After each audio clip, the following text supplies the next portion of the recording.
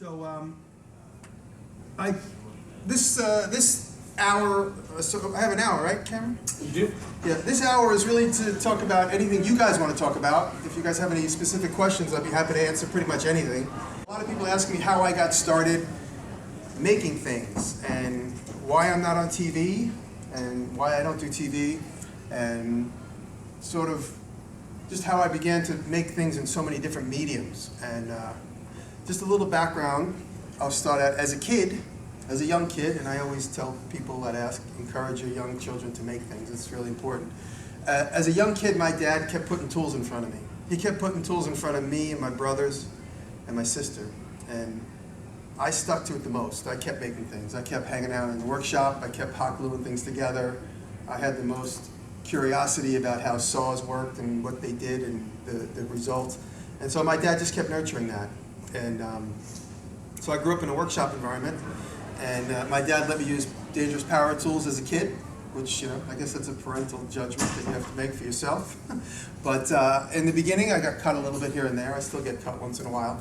But that's how you learn, I suppose. I grew up in the 70s. I was a little kid in the 70s, so it wasn't quite as much protection as there is now. But my dad nurtured that. And then when I went into high school, a lot of the art teachers noticed that I kept making things, and so they kept sticking things in front of me. So I just kept making things, and when I got into high school, I kept making things. And when I was in elementary school, my dad sort of nurtured this among me and my brothers. We would make little nameplates. My dad would hand draw them, and we would cut them out on the jigsaw. And whenever there was like the middle of an A or the letter D, my dad would just draw a hole through it. So wherever there was the inside, he would hand draw the rest of the letters. They were all bubble letters. So me and my brothers kind of started our entrepreneurial making things early on by making letters. And then in high school, I got a job at a sign shop, and then I got a job at another sign shop. So I worked at two sign shops while I was at high school, one on the weekends and one during the week, hand-cutting bandsaw letters. This is all pre-CNC, so I would just sit at the bandsaw all day long with the headphones on, listening to Van Halen and just cutting out letters out of plexiglass. And they just kept feeding me stacks of plexiglass, and I would just cut out letters for whatever one of the jobs were. And so that's how I got really good on the bandsaw. And me and my brother also had our sign cutting business grew, and we had our own sort of private clients that we would make signage for. We made a lot of party nameplates, so we were constantly cutting out, like we would get for a Sweet 16, we'd cut out 20 names. And the next week there were two parties, we cut out 50 names. And so that's why we just kept constantly cutting things out on the bandsaw. And then I decided to go to architecture school in high school, so that's why I kind of have a little bit of an architecture bent in some of my work. And I realized how difficult architecture school was, that learning path. It required lots and lots of time in licensing and math, which I'm really bad at math. I have to break my calculator out for everything. So it involved the geometry, which I'm pretty good at, but calculus and physics is really where I got completely lost. And so as a senior in high school, I decided to go to art school instead. I was a little lost. I didn't know that right away. I thought I wanted to do that. And so a year after high school, I met a friend who was actually going to the School of Visual Arts, and he encouraged me to check it out. And so I ultimately ended up at the School of Visual Arts in Manhattan as a graphic designer. And I realized all my solutions for all my graphic design assignments were three-dimensional. And this is in the 80s. So I was making things and photographing them, and that was my so-called graphic design solution. And one of my teachers said, you're in the wrong department. You need to be in the 3D illustration department. So he introduced me to a guy named Kevin O'Callahan, who was, you meet people in life that steer you in the direction that you're meant to go. And Kevin O'Callahan, look him up. He's still teaching at the School of Visual Arts. So Kevin was my teacher and my mentor and my first portfolio teacher at the time. And then again, at my senior year, so I started making three-dimensional illustrations. It started to become more focused as what I really wanted to do. And then as I was just about to graduate, I took a small elective class called Toys and Invention. And I met another person who was a very important, pivotal person in my life, Mark Setta Ducati, who's still, he teaches magic now. Mark Setta Ducati, which is a crazy last name, but Mark encouraged me to be an inventor. He said, you have a lot of good creative ideas, and Mark was in the toy business at the time. So from 1990 till about 2008, I designed and invented toys. And I have about 25 patents in the toy business. And one of my most successful toys is a toy called Gurgling Guts, which is a squishy eyeball. It's not on the market at the moment. There's a squishy eyeball and a brain. And another product that you guys might, I worked on as a developer. It wasn't my invention, and I did not ultimately get royalties from it.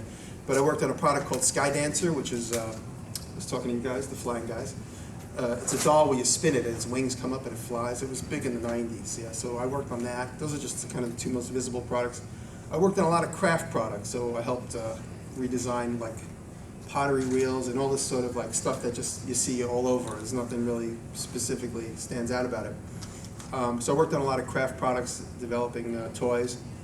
And most recently, the most recent toy product I worked on was the Viewmaster. About 3 years ago, the Viewmaster was licensed to a new company called Basic Fun, and I was contracted to work for them for 6 months just to help them develop new products. And so I got to learn all about stereo photography, and it was really interesting making stereo images.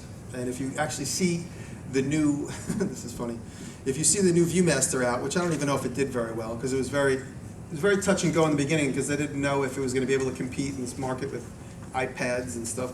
Fisher-Price basically let the brand go completely. They just stopped selling it. And so the company that I was working for said, this is just sitting as a brand, the 70-year-old brand, let's try and revive it. So they made a deal with them, they licensed it from them, and I helped develop some of the initial stereo images. And if you see the Hello Kitty stereo image story, I did that whole stereo image story, which is the simplest version to do, because it's all just simple line art. So that was, that's my stereo image, Hello Kitty. But early on, my brother made it into Hollywood. Some of you might know my brother's backstory. He was a New York City cop that did stand-up comedy.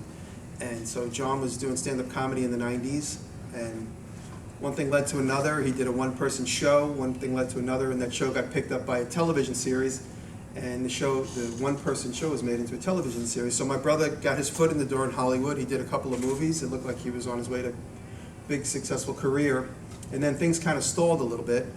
And so he decided to try and develop some of his own TV show ideas, and he called me, and in 2000, he called me and said, hey, I got an idea where we pick the garbage. I'll pick the garbage and make it into things. And I had just began to edit and shoot video on my own, because Final Cut Pro had just come out. So right there, I realized like the world was going from film, real film, which is a real difficult thing to edit, to digital, which made things a lot easier. I had just read Robert Rodriguez's book about making his movie, which, I forget the name of the book. Does anybody remember? Rebel Without a Crew. That's it. Rebel Without a Crew, that's right. So I know he predicted the digital, come on in, tell me what's coming.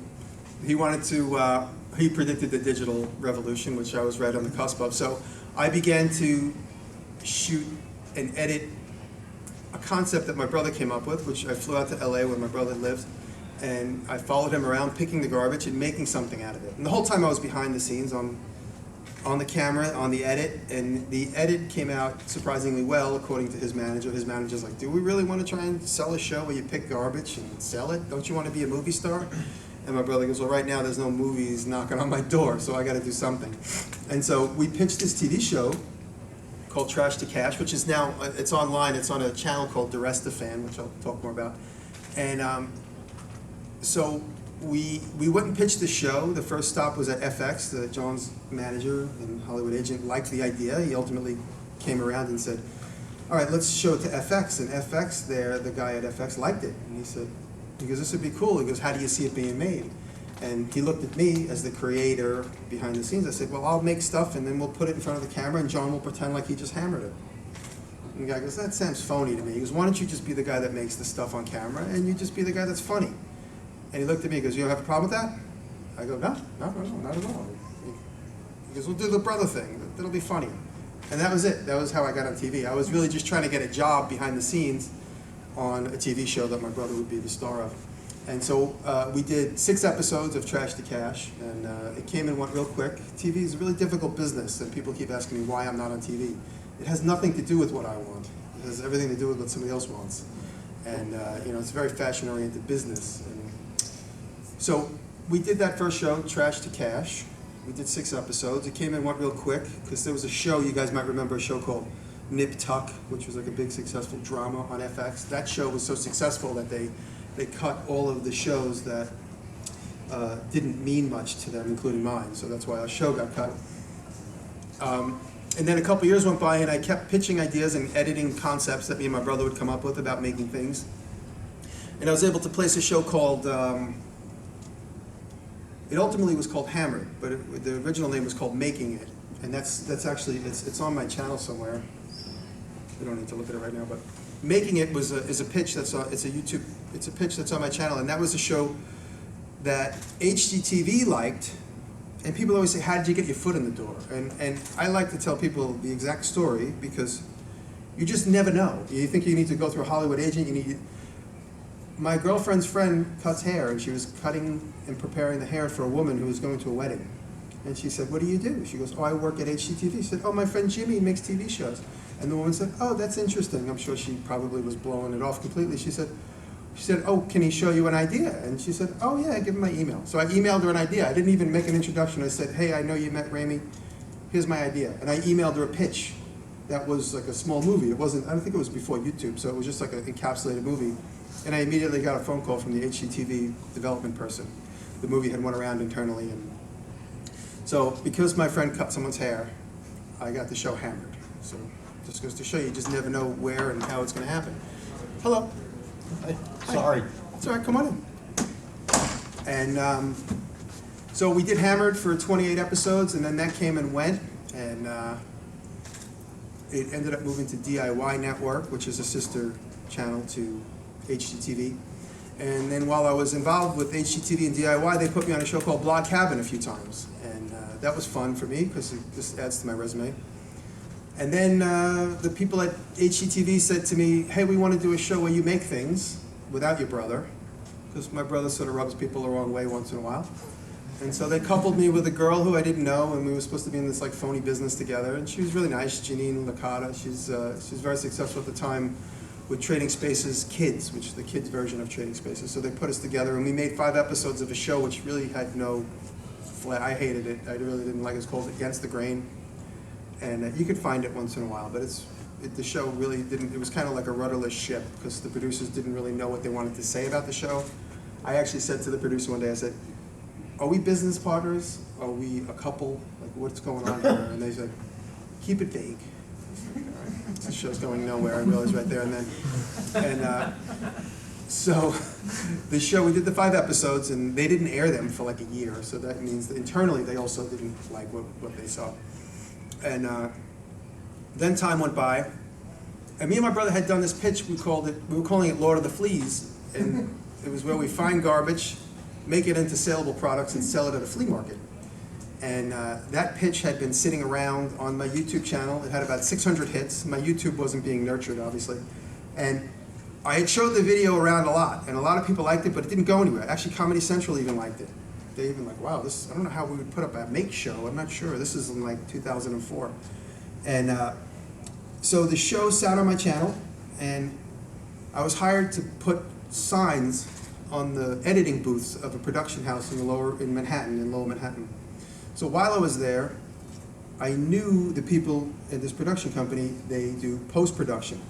So I just said offhandedly to the owner, I said, when are you going to make your own TV show? You have all the materials here to make your own TV show that you could own. When are you going to do that? He goes, yeah, we're looking for a good project. We've been thinking about it. So I go, oh, give me your email. I'll email you a link to a video on my channel. You might like it.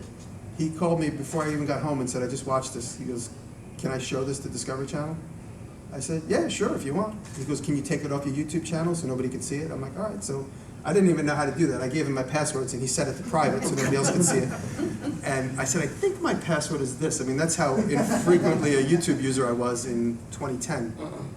And so fast forward, we ended up with a show called Dirty Money. And it was called Lord of the Fleas, but Discovery Channel didn't think that the so-called flyover states would understand what Lord of the Fleas meant. They didn't think people would get the reference of Lord of the Flies, Lord of the Fleas, flea market. But all over Europe, the show is called Lord of the Fleas. I don't know why they think Europeans are smarter than Americans, but... So Dirty Money was the name of the show. We did 12 episodes, maybe 12 or 13 episodes.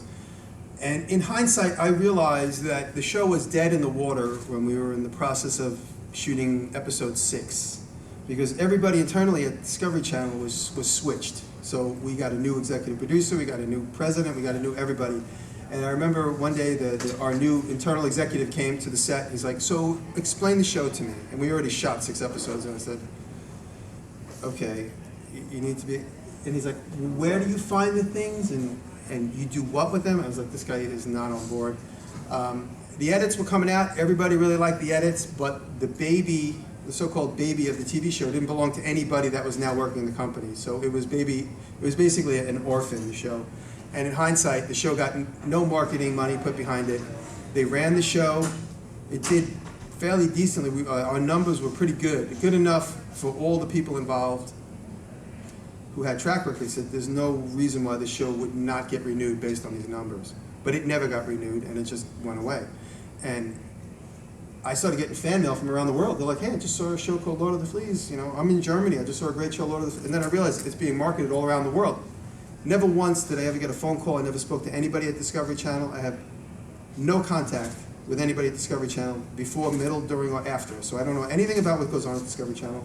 I don't know anybody. I know one marketing person who wrote me an email and said, "Thank you for not bad-mouthing us because we killed your show." I said, "No problem." That was it.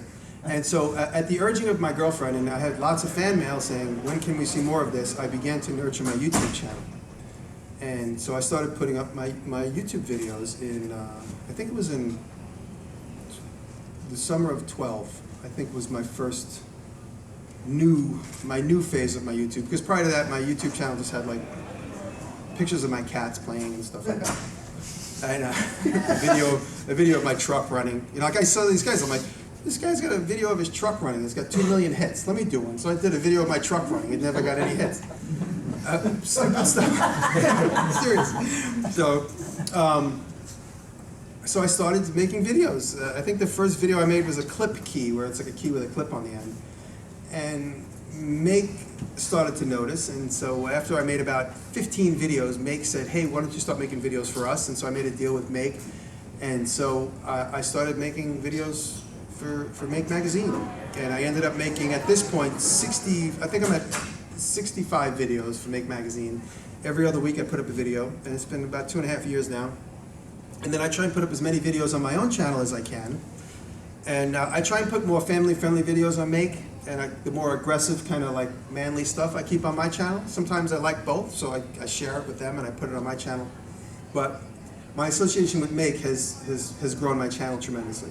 I can't deny it's become my identity, and I'm very thankful for what they've been able to do for me. So people see my videos on Make, and then they find me on my own channel. And they realize that there's exclusive content on both, so they go back and forth. And so that's really what brought me to YouTube, was basically trying to just keep up with the fans I was developing with the ragtag collection of TV shows that I had done. I never really was able to get traction in the TV business. I think it's luck of the draw, because none of my shows were ever marketed properly. They weren't marketed at all. In fact, they just put them up and just hoped that there would be some traction. There was never any commercials or any kind of billboards or anything for any of the shows I ever did. And so I also thought if I was going to try and sell more TV shows down the line, I would like to have an audience to come with me. And so that's why I really began to do my YouTube videos. That was really one of the main goals, was to develop my audience so that I could bring them with me if I do a TV show. And now I'm at a point, I was just talking just now, I'm at a point now where I don't care if I do a TV show. I'm more content working on YouTube. Money goes directly to me. It's not a lot of money, but it's all mine, all my ideas. I work almost exclusively, completely alone. I don't have a lot of, if you watch Hammered and Dirty Money and stuff, you could tell the projects that are mine, and you could tell the projects that are producers. But, oh, you need to do this, you need to do that, and you know, phone call to the network, everyone's waiting around, if we should buy this thing or not. I mean, it's so much nicer to work alone without producers, right? Amen. It is. And so the most rewarding thing, I know this sounds a little pandering, but it's absolutely true. The most rewarding thing working for YouTube is being able to talk directly to my fans. And I get emails directly, comments directly underneath my stuff, and I write back immediately. And my videos aren't really, they've kind of, they're definitely evolving, but I never meant them to be as exact how-tos. where some of these guys talk too much, and you see the same camera shot for 10 minutes, and you just keep clicking through the timeline, and it's like same shot, same shot, same shot, same shot. Well, what are they talking about for all this time? What could they be saying all this time? I never like to be preachy about what I do, because I think the make experience is totally personal, and you use the table saw the way you use it, I use it the way I use it, I use a bandsaw the way I use it, you use a bandsaw the way you use it. So I feel when I just really wanted my videos to be inspirational in a way that, like, hey, if he can do this, I can do this too. And that's really been like the goal. It's just to kind of get people's creative minds flowing, and less about, okay, next you do this, and next you do that, next you do that. I mean, because I'm not going to tell somebody how to do something, because you got to learn on your own. I mean, of course, there's certain ways you should use a screw gun, and there's certain ways you should hold a hammer, and I mean, these are all things that your dad should teach you. So I'm just there to inspire. So that's so my channel's growing. I'm starting to get some advertisers, which is really nice, because I can make a little bit of more money. And my tip videos, I'm kind of expanding a little bit. My tip videos every 2 weeks will come out with my Make channel videos, and my videos. My tip videos where I'll be able to talk. So I also made those exclusively so I could put an ad at the beginning of them. So if somebody wants to do an ad with me, I'll say, I'll do that ad with a tips video. My videos that I don't talk, which to me are more like a song, or like a piece of art, a little art film, I'd rather not put an ad on. Of course, YouTube puts their own little click on front of it, but you can just turn that off. That's why I started my tip series. Also, it gives me an opportunity to tell you some specific things that I use and that work for me. And it's been, so far, very successful. I mean, 81,000 views, it's pretty good. So, yeah, it's fun. So, I'm really, oh hey, how are you? So I'm here doing, specifically Ask Me Anything. So if anybody has any questions, I'm certainly open. Lucas, we'll go first. How do you deal with ventilation in your shop? I have a door in the back of my shop, but you can see it in one of these videos, and the sidewalk opens and the back door opens, and so we get cross ventilation. We have a fan going out, but whenever we do any kind of painting or anything like that, I do it all the way in the front, so we're right under the stairs, so it goes up and out. But I try to avoid very noxious fumes altogether, and if I have to do anything, I'll either do it at my property upstate or outside. But when I have to do like 2 contact cement, like 2 coat contact cement in the winter, I just still avoid it. I'll just say I can't do it. Just because sometimes it's just, I don't have any options, just better than to avoid it. With dust, I try and use dust collectors and vacuums as often as possible, and respirators where I can. Yep. Yes, sir? So, quick question. I'm going to use an appropriate professional term, pre-production, but how much pre-planning do you put into your projects, and do you think about it from a, how am I going to shoot this thing, or do you think, oh, let's just do it and wing it and just put a camera wherever and just make it go? It's a little of both. It is at the end of the day. Yeah, how much pre-production do I put into a video? I honestly, I just ponder it. I just lay in bed and I think about it. I'll be in the middle of a video and I'll come to a point where I'll be like, I don't really have a solution from that point on, so I just move away from it and then I get back to it. But a lot of my videos and a lot of my successful videos have been me just going, oh, let's turn the camera on and see what happens.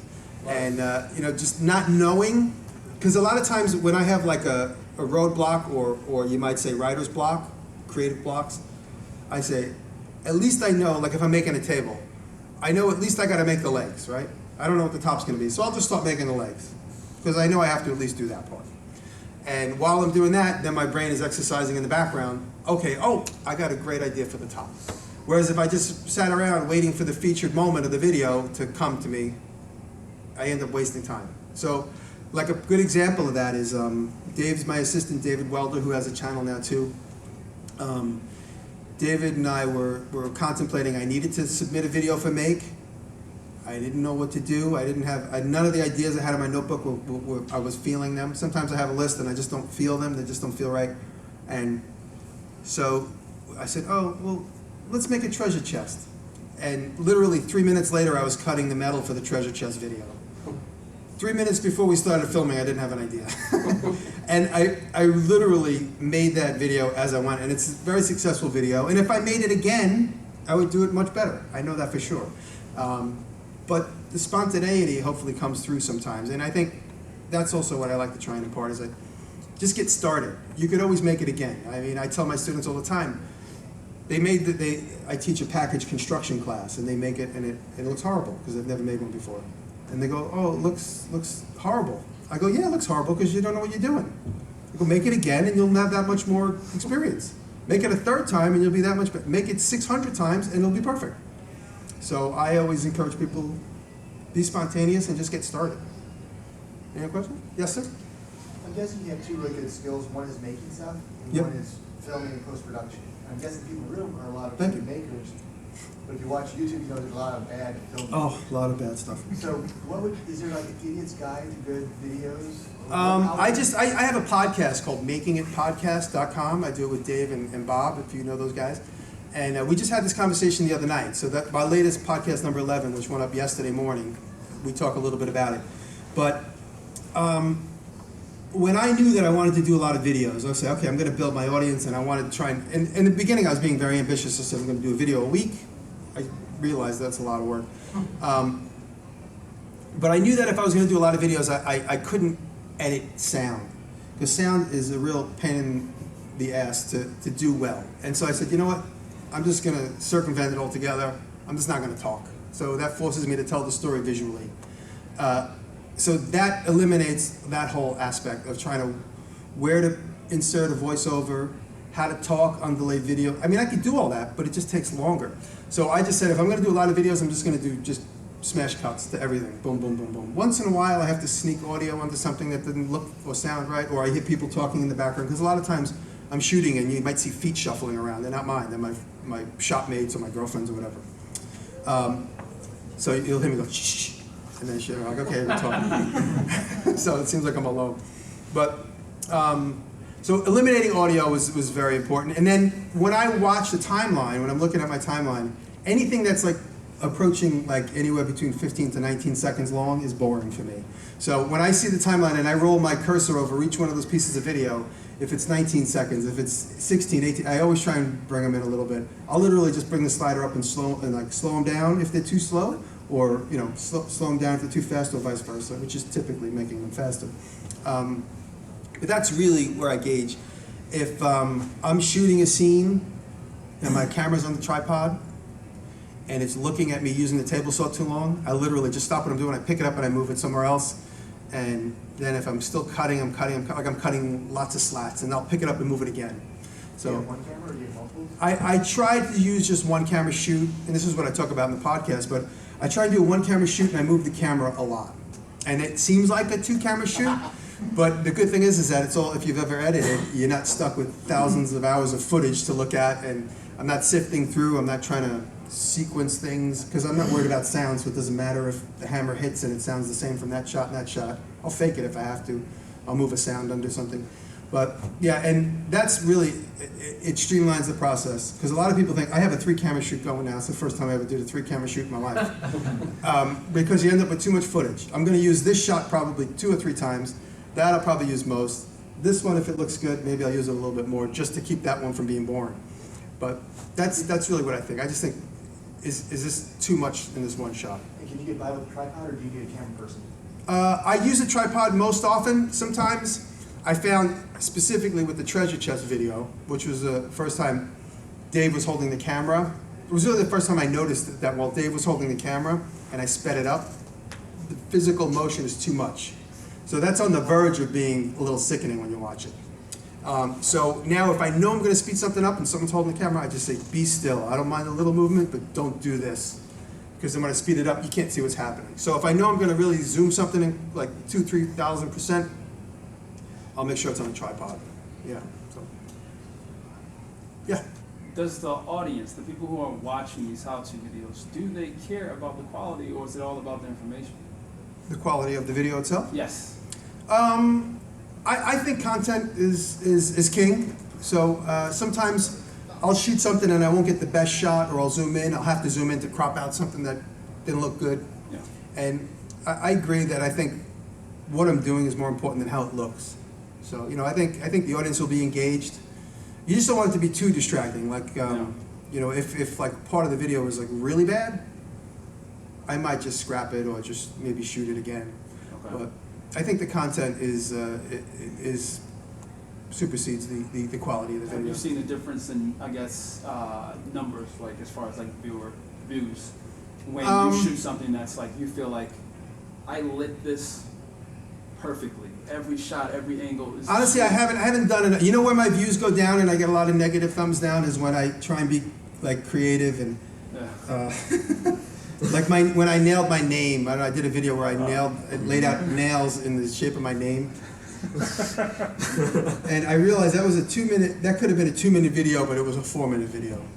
And I think if a 2-minute, I would have got more thumbs up. At 4 minutes, people are like, all right already, I see what's happening. This is predictable. At the end, is this going to be this that I have to tell me? So I learned my lesson in some of those videos. You know, so that's where I have. When it comes to the actual visual, I think it's the overall concept. If I'm like pushing the limits of what I expect my audience to want to see. Like I chopped a tree down. And I chopped the tree down just to prove the technology of my axe worked. And I kept that quick from what I learned from my hammering nails. So that I think is like 2 minutes and change. And you know, it's not too bad. You know? The thumbs down is a lower percentage. Yes, sir. What was your most popular video and why? This is my most popular video. I don't know why. I guess because it involves guns and guitars, but I haven't been able to recapture it. It's almost it's at 180,000 views. 100? Wow, it's already into the night. That's a million. See, I told you I was better, man. 1,900,000 views. Almost as the pickup truck running. What's that? Almost as much as the pickup truck running. No, not nearly. I thought I was going to capture that. I can't capture that light in a bottle when that lightning in a bottle when someone just films a cat like pushing a glass off the table. It gets like 5 million views. Drives me crazy. It's just it just goes to show you. And I say about the TV business is full of people that accidentally got successful. And YouTube is full of people that accidentally got successful. People ask me what's the key to success in YouTube, and I think it's just consistency. And don't hold the camera on the same shot too long, and never talk behind the camera when it's filming an anvil or something like that. That's death. I'm gonna quickly stop and we'll rearrange the cameras. Right now? No, that's fine. Well, you know what I do? I like this shot. This is my signature shot where I just pick it up and move it. Like that, and then that's fast forward. Like I'll fast forward that in this video, and I'll just put it down. So I like that. That's one of my favorite shots I've developed. Yes, sir. So how did you get started in your workshop in New York underground? How did you get in there? Well, I'll tell you, in the 90s, my brother and I, my brother Joseph, who's not my brother that's on TV, my brother Joseph and I were in the toy business together, and we were fairly successful. We had a big studio above ground. It was before I was doing any woodwork. We had a garage. We had like the New York City dream, which is now like the Brooklyn dream, where you have like a garage door and you have all your cool cars in there and you work in there and you don't necessarily live there, but you can have all the machines you want. So that's what I had, and we went broke. We literally, we said to the landlord, we don't have any money to pay next month's rent. And they said, well, if you can get out in the next 3 weeks, you're off the hook for the rest of the lease, which would have been like another 10 months. So we had so much stuff to get rid of. We opened the garage door and just literally gave it all away to the neighborhood kids because a lot of it was toys. So we just said, come and take whatever you want. And literally, like within like 2 days, everything we needed to move was like gone, except for a couple of my machines. And so I retreated back to a little storefront that I had a lease on still, which really was like the extension of my apartment. And so I retreated back to there. For a couple of years, we ended up working for our #1 client because we did a lot of subcontracting in the toy business. People would come to us to develop product. One of the successful products, well, one of the visible products that we did, it wasn't extremely successful, but it was successful for a portfolio piece. Me and my brother would subcontract project managers. So you'd come to us and we would do like kind of secret projects for your company. And one of those projects we did was, you guys ever see the 24-inch action figures of Kiss that came out? Yeah. Me and my brother did those in our studio. Yeah, we hired the sculptor who's Art Asylum. And we hired the factory, and we did all this. You know, it was the first 24-inch action figures. Now you could buy Darth Vader in Walmart for $20, but this is the first time 24-inch action figures were made with fully articulated elbows and arms. And my brother Joseph really spearheaded that effort. He went and met Gene Simmons and the company that paid the licensing rights, and he was really the project manager for that whole thing. So that's an example of what we would do. And anyway, all of our clients started going out of business, so therefore we went out of business. And so a couple of years went by, I ended up working for the one client who did the Kiss action figures. And this spot on the ground became available. And I was like, you know what, let me come here and I'll set up some of my bandsaws and stuff. And there's an early video called My Left Foot. It was like kind of the first little YouTube video that I did in that space. I did it 10 years ago. And you can see how empty it was. So I just got that because it was cheap rent. It was available and it was cheap. I went from paying $5,000 a month above ground to paying $500 a month to be underground. So that was 10 years ago. I started paying $500 a month in that space. It's quadrupled now, but it's still affordable. Yeah. First, thank you for the videos. Yeah. Thank Taught you. me a lot of cool tricks that I Oh, good, wouldn't good. I'm glad. figure out Glad to- otherwise. But you and your brother, when you had the show, I can't remember which show, you used the thing you called it, or he called it wiggle board. And it was to make the base of this children's table. Oh, yeah, yeah. Kind of wavy kind of thing. Yeah, wiggle I don't know board. if it got edited out, but that you never went into where it came from or if you made it. Oh, or- Wiggleboard is actually a brand that you could buy, You right? can buy It's Wiggleboard, right? Lowe's. Yeah, Lowe's has it. Lowe's It's- has wiggle. Do they do? Because some different Lowe's carry different things. Wiggleboard is plywood that you could bend on the grain. Like, Right. just imagine the grain is like, this way, you could bend it Yeah. perpendicular to the grain. What's that? I use the word differently, I'm sorry. Lowe's has something else called Wiggleboard. But there's different versions of it. Bendable plywood. Yeah, you Right. can get that here at the lumberyard. Mhm. Bendy ply, they call it. Yeah, it's got a couple different names now. But at the time, I mean, I remember it being called Wiggleboard because that's what my dad called it. So he could have been making that name up. I don't know. But I've heard other people call it that. I mean, that isn't necessarily a brand name that's on the UPC code, Wiggleboard. That's But- why I couldn't find it. So, but I'm saying, like I said, my dad might have been calling it that because that's what someone called it. Gotcha. Or who knows? He didn't invent it. But. Yes, sir? What's your percentage, your combination between independent projects you do for yourself, like the videos and that, versus contracted work that you do, obviously, for income and that? And do you see there being a point where your own independent work will take over? I'm working towards a goal where I could just make videos full time. And the things that I make in the videos are just to make for video. Like I made a coffin for Halloween that was just, now it's leaning in the shop and my girlfriend's like, when are we gonna get rid of this? But, it takes up space. But like the knives and the stuff are really just to try and just illustrate some techniques. And occasionally like the Crown Royal bar, for instance, is a video I did. That's obviously was a well-paying job for a good client. So when I know that I could try and make an exciting, sometimes I'll film like a whole thing like the Crown Royal bar and I'll look at it and I'm like, there's really nothing new in this. I'm not even gonna put it up. That happens very infrequently. I mean, I only have a couple of things in the can which no one will ever see because they're boring. But the Crown Royal had a lot of techniques in it, like the bending of the brass. I always try and look for some interesting new techniques. Like I bezeled the letters and a couple of the other CNC techniques. It's nice to have the freedom to just film anything I know that I'm going to make, whether I get paid for it or whether I get paid just for the video. I would like to work towards a time where I'm just making videos and I don't have to talk to anybody. I guess revenue-wise, what's the percentage of each that you're doing now? I make a lot more money doing private client work. Yeah, a lot more. I mean, but I am making pretty good money each month with my YouTube videos in combination with Make, and when I have a lot of subscribers, which is great, but the views for the whole channel overall, I'm somewhere approaching 14 million. But you see somebody that has like 1,000 subscribers, but they have that one video that gets 25 million hits. So it's like that channel, overall channel view that I want to try and up. The more percentage people see, the more clicks, the more advertising revenue you make. So it just takes time. Yes. Do you have any private clients or commercial clients that don't want you to film the production of their product or the project? I have 2 videos that nobody's allowed to see because I filmed them and I edited them. I'm like, here's your product. And they're like, oh, this is awesome. And I'm like, and here's the video. And they're like, oh, this is great, but just don't show anybody the video. I'm like, okay. Yeah. Why do you think that is? Well, one I made one for a celebrity client, since this is being videotaped, I won't say it out loud, but once he saw it, what I made would give you a clue as to where he lived, because it had a name on the front of what I made, and so he didn't want anybody to see it because people would know it was for him and they would figure out where he lived. And but I just made for Eric Stone Street. I didn't want to say it, but he tweeted it, so I can say it. The dartboard is for Eric Stone Street from Modern Family.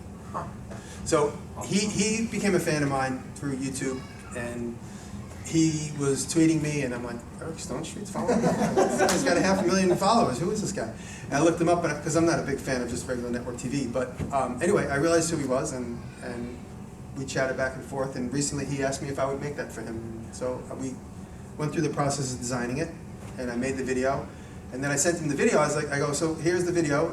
It's up to you if you want to publicize it or not. And he tweeted it a couple days ago and said, "This baby is mine." So, and then I have another video for a bullet video where I made ceremonial plaques. And I see the bourbon. Yeah, the bourbon. Yeah, I made ceremonial plaques for them. But it talks about how many cases they sold in a year, and they don't want people to know that. But yes, sir. So creatively, is there anything kind of floating around in the wheelhouse that you can give us a little insight into that you're looking forward to making? Do you have Oh any yeah, yet? I could read a list off because I write notes on things and then I photograph them. So that's how I take notes a lot. So I'll write my note on anything, like a bar napkin, throw the bar napkin away, but I photograph it. So here's a list of. Edison had a list like that. Let's see, Push Stick, which is at the top of the list, which is a video I just finished. I didn't finalize the edit. Bandsaw stand, which I started and I haven't finished. The Crisp Blade, which is on my social media, which I haven't finished the video. I have some ideas for a new pair of jeans. I have a new technique to make I make my own journals, my own books. I make them often.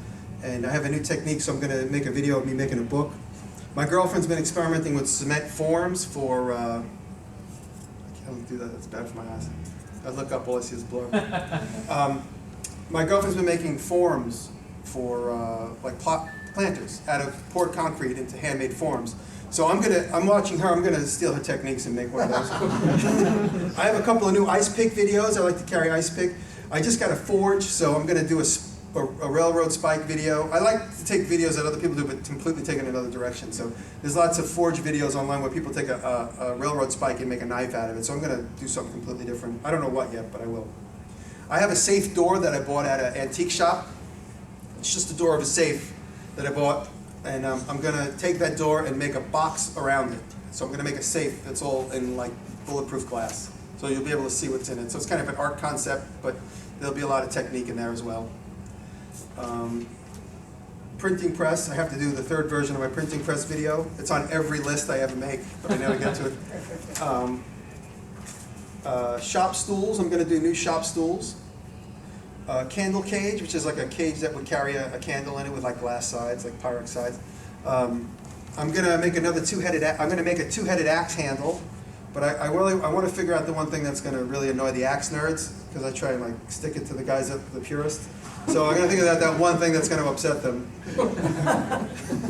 I want to make apple boxes. You're in the film industry, so I want to make a bunch of apple boxes and try and come up with some interesting techniques, maybe CNC a logo in them.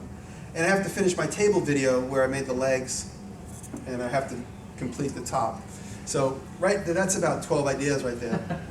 And I'll open up a notebook, and there'll be a whole list that I completely forgot I wrote down. Like, oh yeah, I got to do that. So that might, one idea, and that might supersede that. But I might walk down Magazine Street tonight and see something, and then that'll be the next video I make. So I like to try and keep it free and easy. I don't get too rigorously. It's encouraging to hear that. Oh, thank you. Because, God bless her, my cute wife says, can you just pick one and make money with it?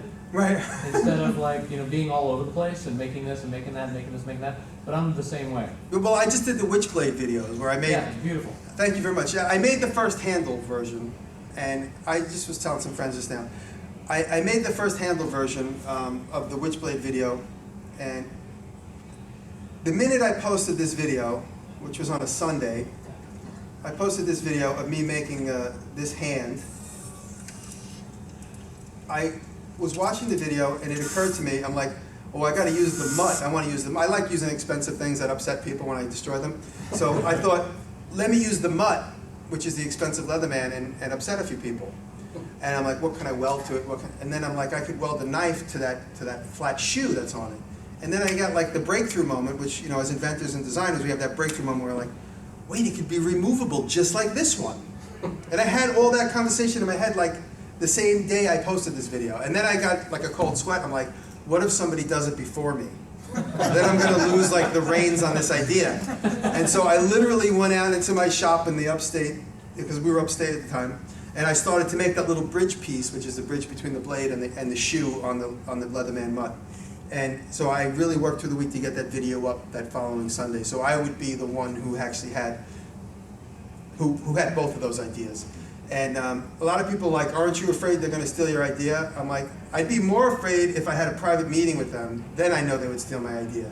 But now that it's out in the open, if they steal my idea, everyone's gonna be watching. We'll see what happens. I did contact SOG and I did contact Leatherman, and they don't really get it. Either, you know, I was just explaining to my friend, when you bring an invention to a company, the first thing they say is, oh, we don't need it, we don't need you. You're nobody, we don't need you. Like, no, really, it could be something. No, well, let me see. No, we don't need it. Maybe. I don't know, we'll think about it. You know, and that's the conversation. That's the exact conversation, whether you're selling a TV show, a product, or this or that. And then if you're lucky, you'll get the call back. So that's why I wanted to at least have contact with them so that they couldn't pretend like they didn't know it existed. So we have a company now, my brother Joseph and I contacted a company that might be interested in making it. So we'll see if it gets made. Hopefully it'll get made. But I'm really like, I was so hot on it for those 2 weeks, and now it's like, I completely forgot about it. I'm like, all right, what's next? I want to make another video. So, yes, Lucas. Why did you cut apart the SOG instead of using like a custom DIY knife? Because I had it right there at the spot, and I knew it's just a $60 knife. I could just go buy another one. And before I cut it up, I went to Amazon and I bought another one, so I wouldn't feel so bad about cutting it up. I liked the shape of that blade, and I knew I could use the sheath with it. That's why. And I didn't, because I was in a rush to put the video out, I didn't want to get immersed in making like the shape of a blade, and then all the knife nerds would tell me I didn't harden it properly, and blah, blah, blah. So, yes, sir. You always carry an ice pick? I do. Not. I don't have one with me because I didn't check any brands. Where'd that come from? Like, I just, my girlfriend's in the garment business, so we were in Midtown Garment about 4 years ago, and we were in a company that sold old sewing machine equipment, and they had, right at the cash register, that little aluminum handled awl with like a 4-inch blade. So I'm like, oh, this is cool, so I paid $2 for it, and I just stuck it in and out of the side of my pants, so it was just like pinned through the side of my pants. So that whole summer I kept an awl just pinned through the side of my pants. If I needed it, I'd pull it out. And every couple days I'd accidentally stick my girlfriend in the leg with it. She got mad at me. So I made a sheath for it, and then I started keeping it in my pocket, and so then I started making my own versions with brass with the sheath. And the more I carried it, the more I realized I had a use for it. And I don't leave home without it, honestly. So you just use it for... I haven't killed anybody yet, right? But I mean, I'm always this close. You're on tape. This close. No, I keep it as a tool. Honestly, if you begin to carry one, you'll realize how often you use it. I might do that, Mike. Yeah, I mean, like, you know, if I'm using, a lot of times when I'm CNCing, I use it because if you CNC a lot, that one little piece will get loose and it'll jam up your X, Y, and Z and it screws everything up. So if I'm like CNCing and I'm watching what's happening, because they cut out a lot of letters, and if that one letter gets loose, I'll use the tip of the ice pick to hold it down. So I mean, that's one use that I use constantly because I'm always CNCing. So, or to like, you know, you drop something, you can like get the ice pick in there and pick it up with the tip of it, whatever. Yeah. It's just, play with one, you'll start to realize. But don't kill anybody. Yeah. What's your favorite thing you've made so far and why? It's a good question. I like the guitars I've made. I am really proud of some of the guitars I've made. I like the concept of wood carving. And that's another thing which isn't on the list. I want to do a wood carving project, which I haven't, because it takes so long. So I'm always on some jammed up schedule. So I'm thinking like, is this the week I'm going to do a wood carving project? And I'm like, I don't have the time. I have to go here. I got to go to New Orleans. So I never allot the time to actually do a proper wood carving. But that's one thing I'm really proud of is some of the wood carvings I've done. Because it takes so long, and you can do some really beautiful work if you put the time in. So, yep. So I've noticed a whole bunch of traditional equipment in the shop, plus recently the CNC shop.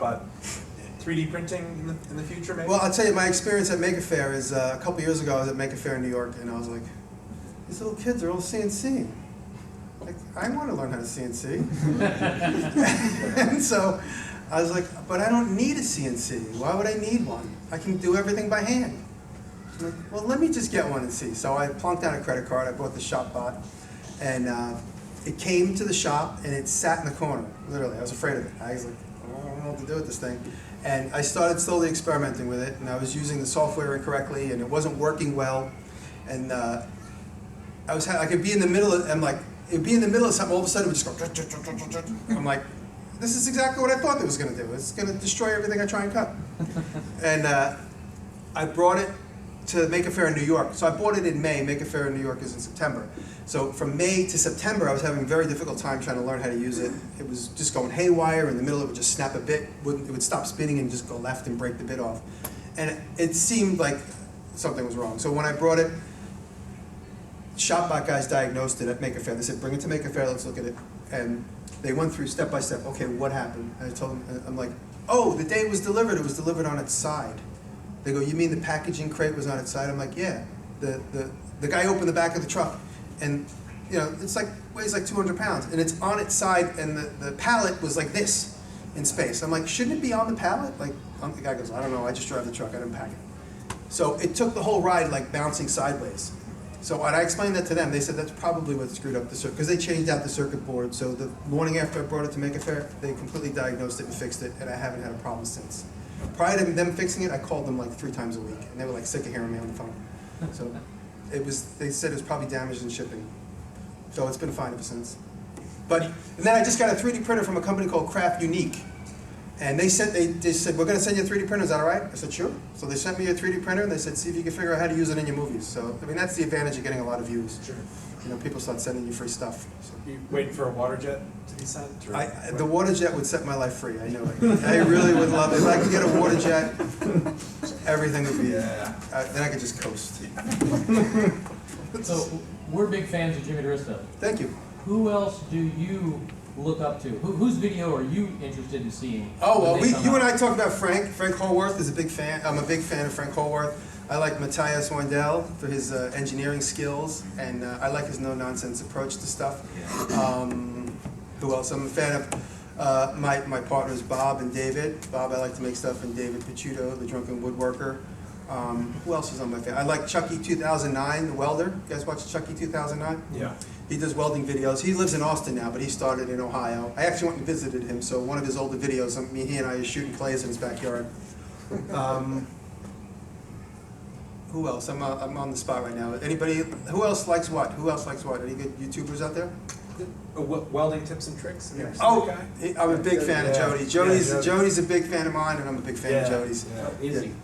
Izzy is awesome. Izzy and I have become friends. That's the one thing I love about YouTube, that we can just immediately be on the same page. I could just write a comment to somebody and immediately be on the same page. And in the TV business, like, there's all this like weird competitiveness going on. Like, oh, that TV show's getting more views than mine. And like, you know, you never see them. You don't know where to write to them. You know, if you write to them, you're being like a crazy fanboy. So in YouTube, the platform is just completely, it's like open source. Like, everyone can talk and immediately be on the same page. And you know, there's Hangouts. There's, you know, Matt Cremona's another good woodworker, and Kyle Toth is another really good woodworker. You guys should check out. So like, I never really met these guys, but we talk frequently through Instagram, and it's just, that's the best thing about it. Steve Ramsey. Yeah. You know, so there's lots of good guys that, you know, and there's new people every day. The tie-in, how did you come up with such amazing branding of DiResta? It's funny, the quick backstory. One of my the video of my truck running, it's an M1008 military vehicle from the Army. It's a truck I bought from the county in upstate New York. And I brought it to the city, and it's got commercial plates on it. So the minute I brought it to New York City, it started getting tickets. Like, they literally started like writing tickets on it every 24 hours because it doesn't have a logo on the side of the door. So I went down to my shop and I made that military logo, and I sprayed it on the side of the door. You know, this logo. And I sprayed it on the side of the door. And then I started getting tickets every day anyway, because you're not allowed to have a commercial vehicle on the street after 5 o'clock. So I immediately rushed the truck back upstate and got it out of the city. But that spray stencil was lying around. So when we started doing some of the shows, I wanted to make sure my name was on things. So I started using that truck stencil that I had made spontaneously and spraying it on stuff. Prior to that, I have a stencil cutting machine that I had a little version of my name that I had sprayed on all my tools. So you'll see that it'll say DiResta Diversified, which was my older company. So sometimes you'll see that in the videos, but this stencil really started with the day that I needed to put my name on that truck. And so then I just started using it more and more. I also didn't want to get slowed down with like a lot of on-screen graphics, you know, doing like flying graphics. And then I made a few videos, and I really started to hate the idea of credits in general. So I just eliminate credits altogether. It's also a time saver. Credits are a pain in the butt, and they also date things. I started seeing guys on YouTube, they're like, you know, copyright 2013, and the minute 13 is over, the video looks like stale milk. So I stopped taking the copyright dates off of stuff. So I don't put a copyright date on anything, and I don't put credits on anything. I just assume people know it's mine. So, like Madonna. One name. Yes? I just wanted to say I'm a visual learner, and so your videos are awesome for Thank that. you. Thank you very much. I also really loved the tip video with sandpaper. Oh, cool. Thank you. That was really cool because, and I think this would probably play into some other things, is, you know, I had a very, you know, traditional view of what you would do with sandpaper. Right, right. And so when I got to see all these variations, that was exciting because it allowed me to think, well, what else is in the shop that I could really be doing different things Oh, with? cool. Well, yeah, that's it. That's it. Just to get the wheels turning. You know, that's really. I'm just kind of trying to be the catalyst. Is really what I want these videos to be. I don't want you to do exactly what I do. I want you to do what you want to do, but you know, get the ball going. And I have a couple of sanding tips which I accidentally left out of that, just because.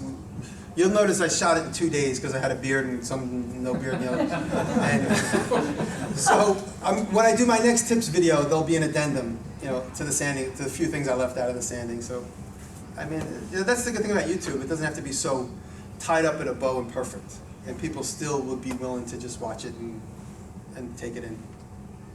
A consequence of me not talking, which is something I didn't plan, but I'm happy that it happened. By not talking and making my editing process a little bit quicker, I've included the whole entire non-English speaking world, which is completely an accident. Well done.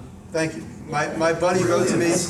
My buddy wrote to me and said, he goes, "You're a genius." I said, "Oh, thank you." And he goes, "For you to make these videos with no English conversation," he goes, "you are a genius." And I'm like, "Wait, what?" I'm like, he goes, "Dude, your videos are international." I'm like, "They are?" "Oh yeah, they are." It totally went right over my head. And I get videos, I mean, I get nice fan mail from Google Translate that, you know, the jabber chip choppy English, but, you know, and at the bottom it says, "Apologize, Google Translate." You know, from Venezuela, from Germany, from all over the world. Russia, a lot from Russia.